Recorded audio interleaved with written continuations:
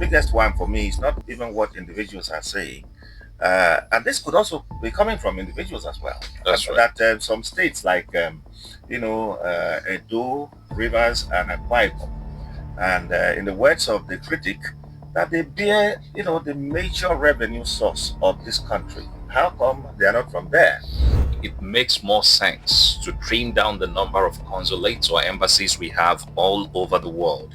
There are certain countries we should not have a full embassy. I recall that even prior to his, assumption of power, that there had been talks about, aggregating some countries that are close to themselves to have one ambassador. An ambassador can actually cover like 3 countries. Let's say Chad, Niger, and maybe Mali, just neighboring countries like that. Maybe have a skeletal, administrative functions in some of the other states, while one, because of money. Exactly. So we can have such an arrangement in place in order to save money. In the past, especially under former President Muhammad Buhari, we suffered a lot of embarrassment at the global stage. Prior to this, you also know that most of our embassies and high commissions have been suffering. Some of our embassies were threatened with eviction notices. Rents were due, rents could not be paid, all manner of embarrassments here and yes. Most of the operatives there had been recalled.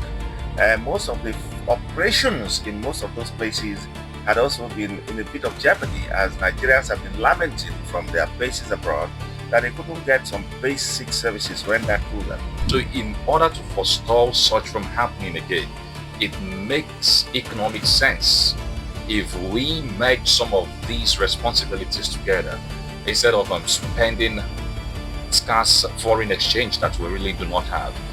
Some also because of the Nigerian factor, which we have exported, to even our missions abroad. But also, having said that, if you take a look at the names that have been released so far, what is forced to ask, can the son of a nobody really become a somebody in this country? As a matter of fact, some of the appointments, like the wife of the late Senator Ajimobi, is basically a compensation. Why going through the list? It is former this, former that, former this, former that, son of this, daughter of that. In recent times, you know that Senator Jules Okalo has been singing to high heavens about, the